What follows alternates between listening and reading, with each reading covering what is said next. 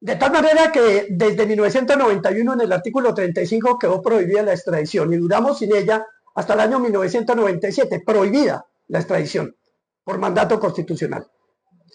En 1997 viene el acto legislativo que modifica el artículo 35 de la Constitución Nacional que prohíbe para permitir la extradición. Ese fue el cambio que hubo. Entonces, ¿cuál es la fuente de la extradición desde 1997? El acto legislativo, es decir, la ley. Porque el acto legislativo del Congreso entonces aprueba y al año siguiente la Corte confirma esa disposición y acepta que esa condición, que esa situación quede así. Acto legislativo de 1997. La extradición por ministerio de la ley. Verifiquemos, doctor Gaona, el artículo 490 del Código de Procedimiento Penal.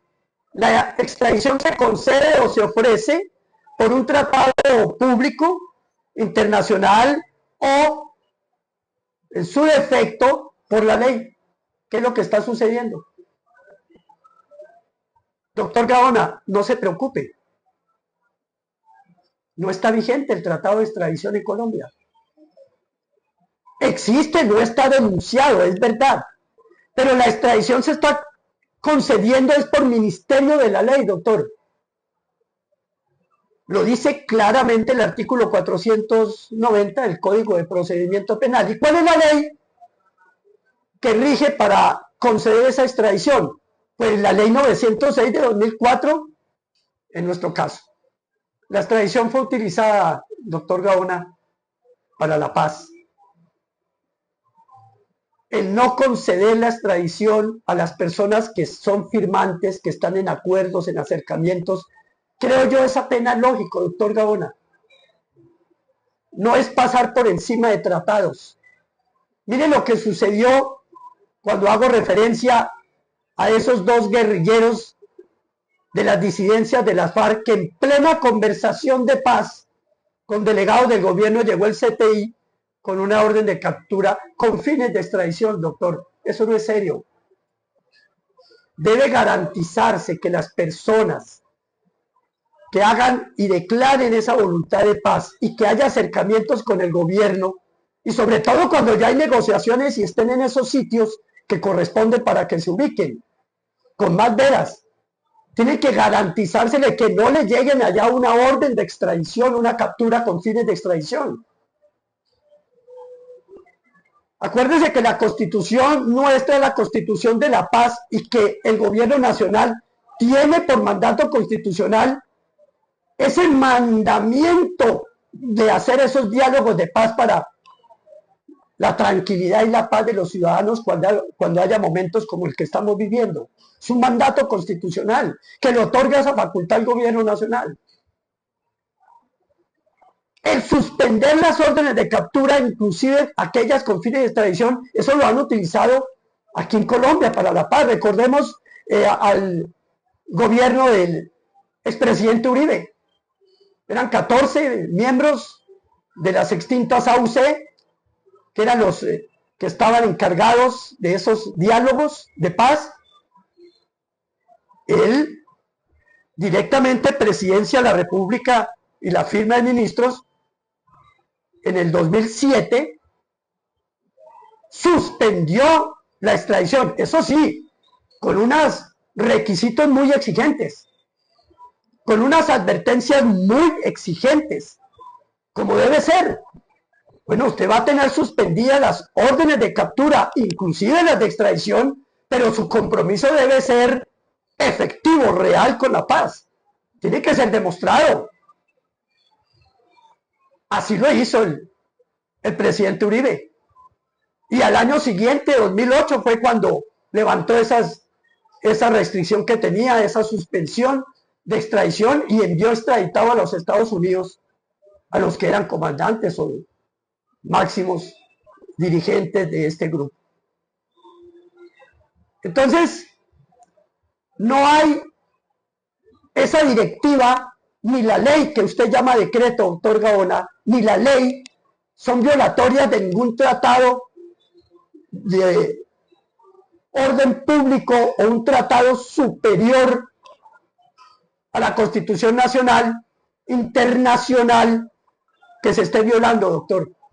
La extradición se está concediendo por Ministerio de la Ley.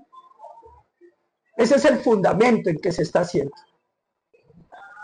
Ahora bien, doctor, me parece conveniente dos aspectos más que se hable de esa extensa cátedra que usted nos dio y que yo vi el día de ayer. Creo que es de hace 2 días y que tiene miles de personas que, como yo, nos deleitamos con su voz.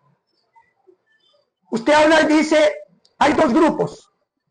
Un grupo de guerrilleros y paramilitares y otro grupo que son esas estructuras armadas de alto impacto,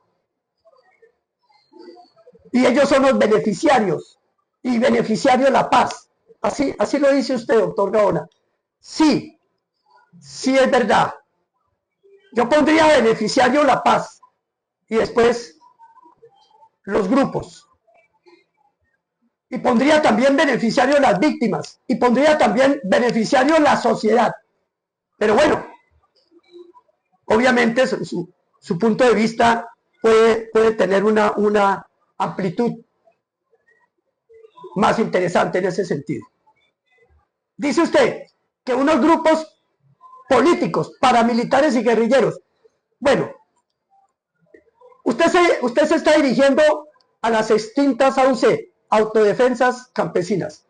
Remitámonos, doctor, a las sentencias condenatorias de los tribunales de justicia y paz, de Medellín, Bogotá, en fin, los tribunales superiores de justicia y paz. En las sentencias, cuando ellos profieren esas sentencias condenatorias de esas estructuras criminales, no se refieren a paramilitares,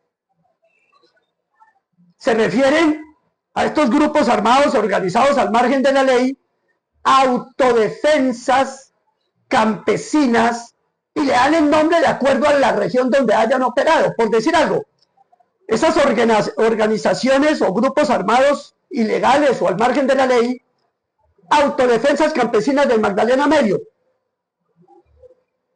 se procede la sentencia contra los postulados tal y tal, enumeran desde quien era comandante hasta los otros comandantes y todos aquellos que son objeto de la sentencia. No dicen paramilitares. Entonces nosotros que somos más técnicos, más juristas, digámoslo como dicen la justicia, ese nombre. Las autodefensas campesinas no son grupo político. Se les aplicó la sedición y así quedó en los diálogos que se les iba a decir que habían cometido el delito de sedición, es decir, delito político, pero la Corte Suprema de Justicia, cuando examinó la ley de 975 de 2005, marco de justicia y paz, determinó que no eran actores políticos y por lo tanto no cometían el delito de sedición. En el próximo video termino la idea.